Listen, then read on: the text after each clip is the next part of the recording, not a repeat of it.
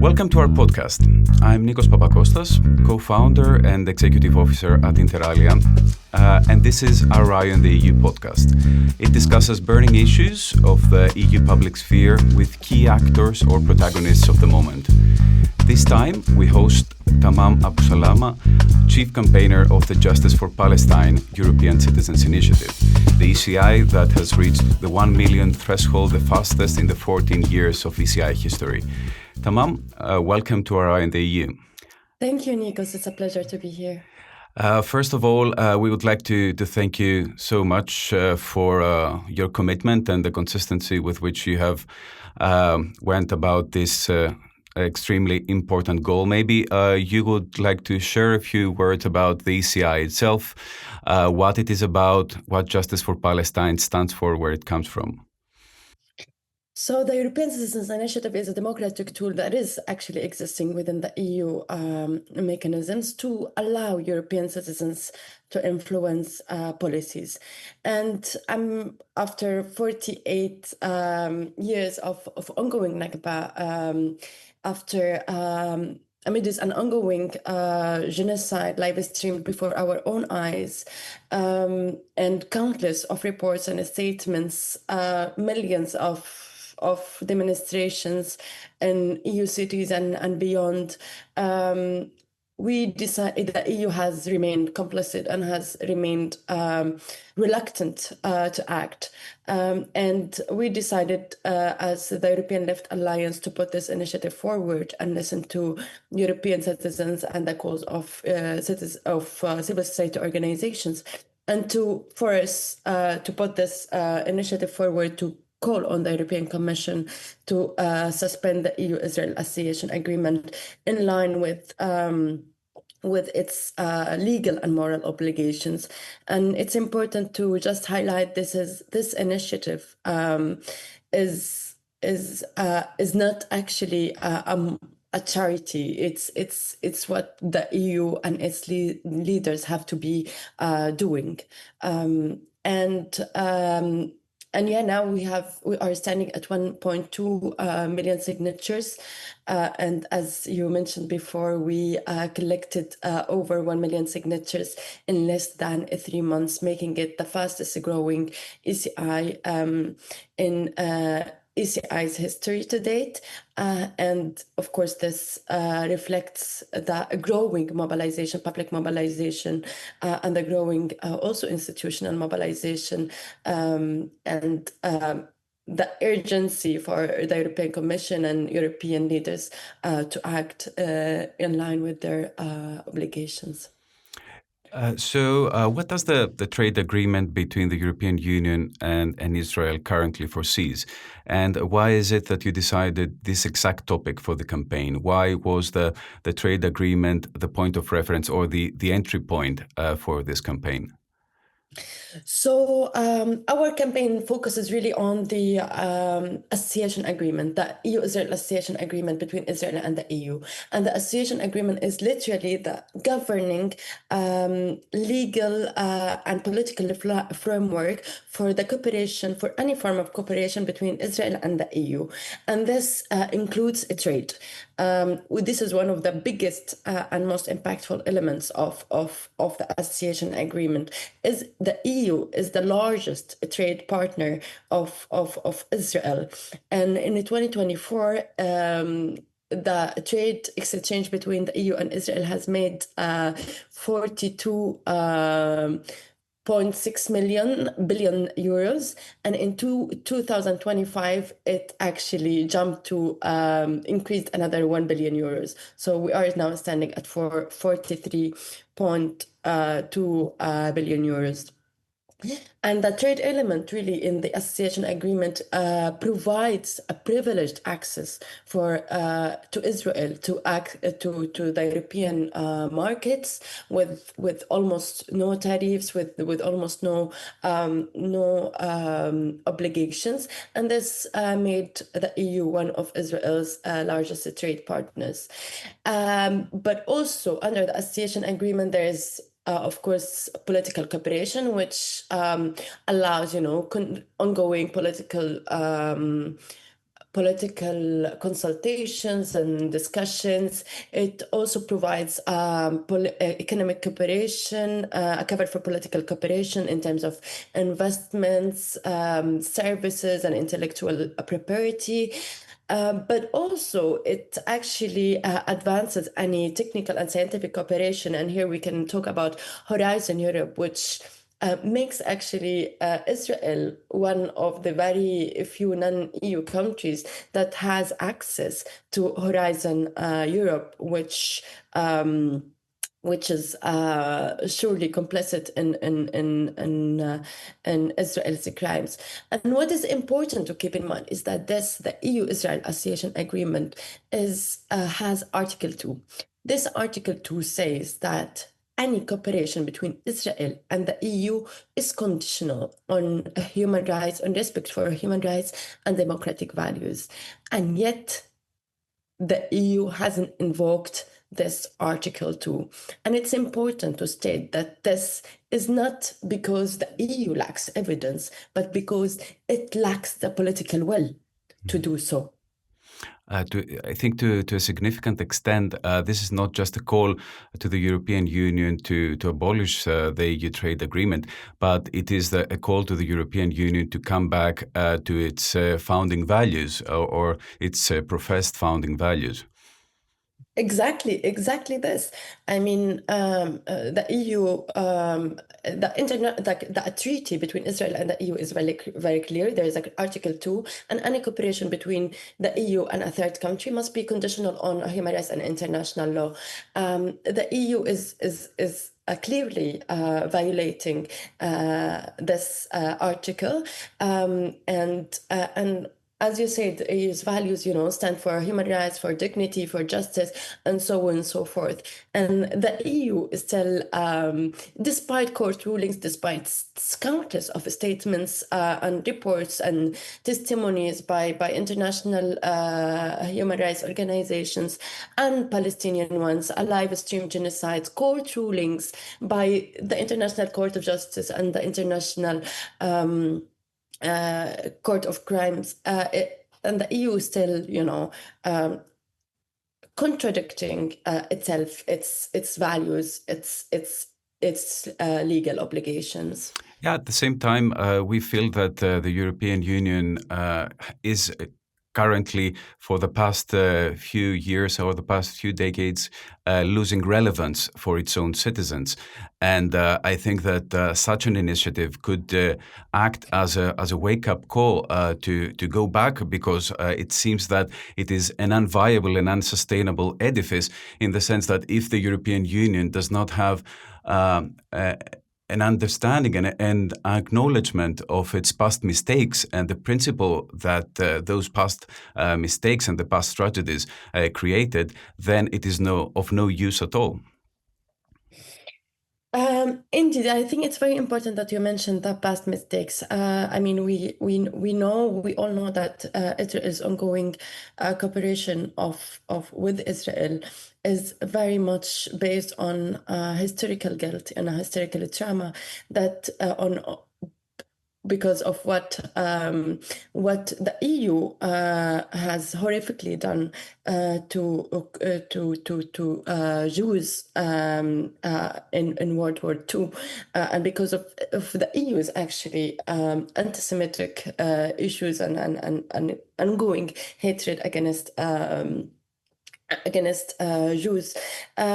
So the genocide that Europe, especially Nazi Germany, has committed against Jews apparently didn't teach them any lessons, and instead of learning from past mistakes, they are perpetrating new injustices, and this time against Palestinians.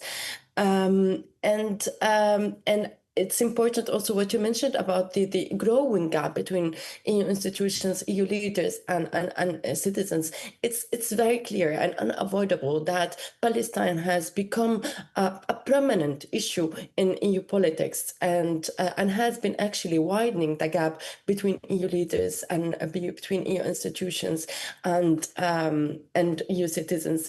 The European Citizens Initiative is very clear. 1.2 million signatures from European citizens have demanded the full suspension of the EU-Israel Association Agreement, and the EU and its leaders continue to just dismiss the calls of its own citizens, but also dismisses the obligations by its values and international law.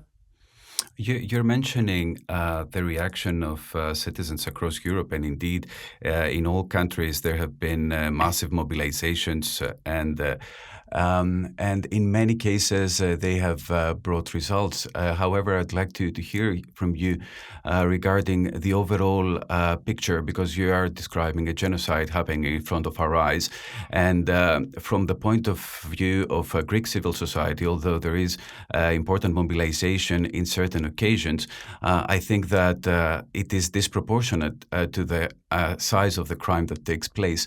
On behalf of civil society, on the mobilization on this issue, what would be your take? Are you in a way satisfied in the way civil society has pursued this issue, or do you think that there should be even more efforts and further mobilization? It is absolutely horrific and painful to see and to know that a genocide has to take place against Palestinians for us, civil society organizations, EU institutions, and citizens to move. And it's important to highlight that this genocide is just one of the most brutal phases and tools of Israel's ongoing Nakba. Israel's violation didn't start on 7th of October. It started by the very foundation of Israel as a settler colonial regime in 1948, and since then Israel has, with the support of EU governments and EU institutions, have supported the Zionist project through its different tools, whether it's colonial expansion, whether it's home demolition, whether it's the ongoing genocide, whether it's apartheid policies. So the genocide is literally just another tool of Israel's colonial violence, that aims once again to just force Palestinians out of their homelands. Regarding the mobilization of civil society,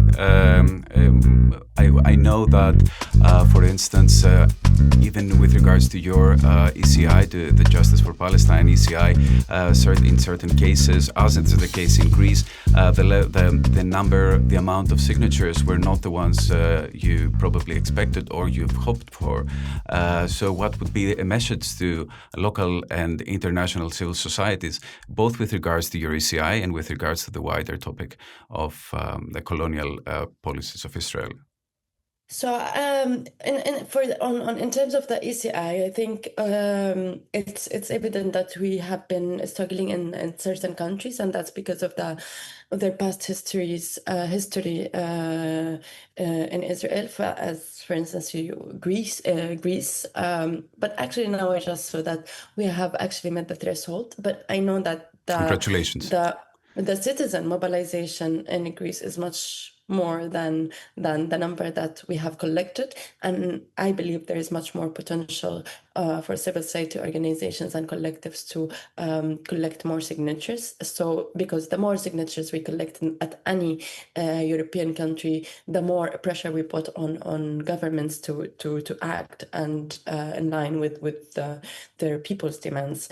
Civil society organizations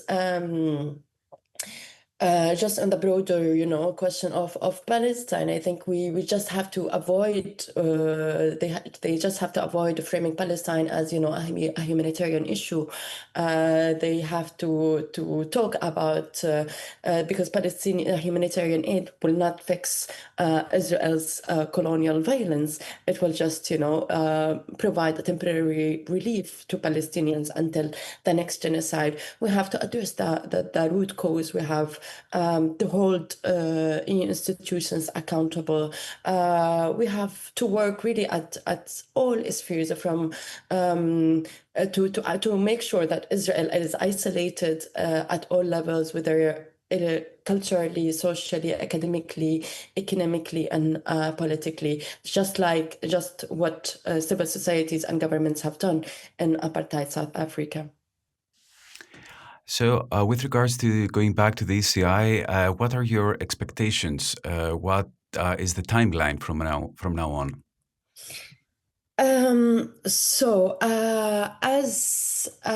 As you said, as I said earlier, we have reached 1.2 million signatures now, and we are pushing now for 1.5 signatures. And this is not really to annoy and to put further burden on our citizens, but because the next phase after the signature collection is the verification phase, in which signatures have to be submitted to national authorities, and national authorities have to verify these signatures.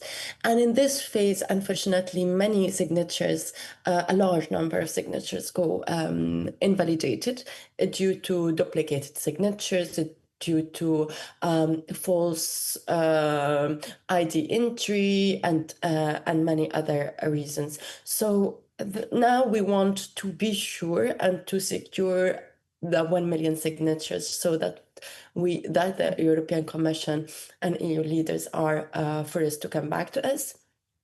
And now there is, the summer. So the summer, we believe that there are going to be a lot of festivals and conferences. So we hope that the civil society organizations and festivals organizers will consider mobilizing for the ECI and to collect more signatures. And then after summer, end of August, we aim to close the initiative. And then, as I said, once we close the initiative, we will send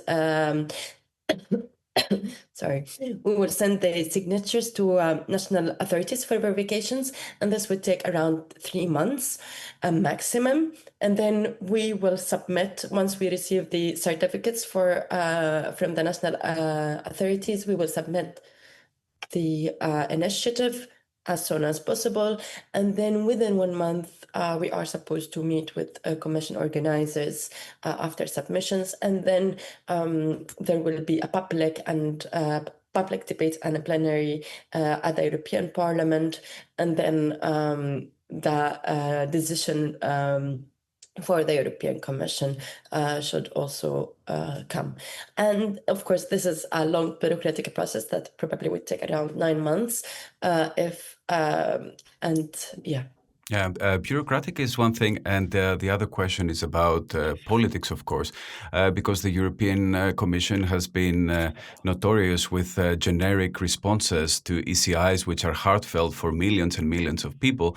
And when they actually get to reach this fantastic achievement of 1 million signatures from at least 7 different countries, then they go for the hearing, and then they get back a very generic response or some reference to some formal documentation, as if we didn't know, and the story closes there. What is your expectations, and what do you plan to do in case you have such a response by the European Commission? So, I mean, I think it's no surprise that the European Commission will actually repeat its previous ongoing statements of that the EU is the largest humanitarian aid to Gaza, as if sending humanitarian aid to Palestinians can go hand in hand with cooperating with Israel, that is actually the source of the humanitarian crisis in Gaza, and as if the humanitarian crisis in Gaza is just or in Palestine in general is a natural disaster, not a result of a direct result of Israel's colonial violence, of EU's complicity in this violence. We also, we saw just in the last Foreign Affairs Council that and this, of course, comes in response to the mounting mobilization that the European Foreign Affairs Council decided to sanction three settler leaders and four settler organizations. And of course, this move is yet another distraction and contradiction of EU's obligations, legal obligations and moral obligations, and dismissive step actually of citizens' demands, because the International Court of Justice has made it very clear that settlements are entirely illegal. They should not be managed or selectively penalized, but they should be entirely dismantled. And by the EU kind of providing, just saying that we're going to sanction a few settlers, they pretend, or they try to portray the distinction, that there is an existing distinction, that there are good settlers and bad settlers, there are good colonizers and bad colonizers, and as if these settlers just come out of a blue, not actually funded and sustained and armed by the Israeli state, which is very much founded and sustained through colonial violence, apartheid, and settler expansion. Exactly. You're bringing me to the other irrelevant point that I wanted to raise about implementation. Let's say that all goes very well. The European Commission gives an opinion or decides to abolish the EU-Israel trade agreement. What happens next with the implementation? Because a very common question is even about regulations, important regulations that have been voted in, and then they are not implemented on the ground by big corporations and businesses that operate on the ground. What are your thoughts about that for the medium term, let's say, of the campaign? Well, it's important to acknowledge that for the ECI's demand to be really materialized on the ground, of course, it starts with the leaders. It starts with the legal obligation of European states, and to first to say that we're going to suspend the EU-Israel Association Agreement, and then this will come. Then the next efforts will be demanded by corporations, by civil society organizations, by any actor that is actually facilitating and sustaining and complicit in enabling Israel's colonial violence against Palestinians. So this is a collective effort. This is, of course, it starts with those who are on power, but then as has been done in South Africa to dismantle the apartheid, and to follow also the BDS movement guidelines, we just have to cut all ties with Israel in all spheres and at all levels.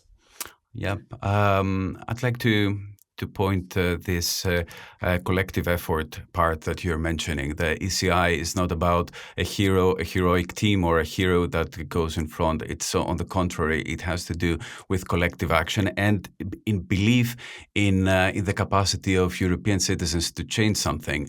I think this is a dual bet that the European Union needs to deal with. On the one hand, to respond to the claim of justice for Palestine, and on the other to maintain people's trust and their trust in a prospect of a European democracy, of a European demos. I truly believe that if this ECI is not met seriously by the European Commission and a true policy action doesn't take place, it could constitute another huge blow to the perception of European citizens for the European Union and the level of democracy and the quality of democracy in the European Union. I cannot agree more with you. And I think it's also very important that also people are seeing, like, racism. They are seeing double standards, especially when you compare how the EU acted super swiftly when Russia invaded Ukraine, and rightfully so. But the EU has adopted over 21 sanction packages against Russia as a whole, not selective entities within Russia. And then when it comes to Israel and Palestine, even amidst an ongoing genocide in Gaza, amidst an increasing and expanding settler violence in the West Bank and Jerusalem, the EU still has done nothing. And just a few days ago, the EU has finally decided to put this move forward as a very cosmetic gesture of saying that we're going to sanction a few settlers and a few settler organizations, which is an absolute distraction, as I said earlier. So people are just also fed up. People are just fed up with the double standards, racism, and selective humanitarianism and compassion when it comes to EU responses towards different issues, as if one country is more important than other, or human rights can, on international law, apply to one country, but when it comes to Israel becomes above the law. Tamam, this was all on our side. I'd like to thank you once more for all your efforts and the commitment by the team of Justice for Palestine, ECI. We will continue to follow through and push forward for more signatures in Greece. In the coming months, there is a very big event and festival, as you mentioned, the Anti-Racist Festival of Athens. Will be there, and we will try to push forward for our common aim. Thank you very much for having me, and thank you very much also for all the important efforts that you do for Palestine and beyond. And I just want to end this in a hopeful note that we just have to be brave as citizens, as governments. A change is happening slowly, but will happen ultimately. And we cannot afford to give up. We cannot afford to despair. This is not only about Palestinians itself. It's about the future of a human rights and international law. And it's important to say as well that Europeans are not doing really a favor for Palestinians. We are not the ones who are liberating Palestinians, but it is Palestine and Palestinians who are liberating us, actually, from systems of colonial legacy, racism,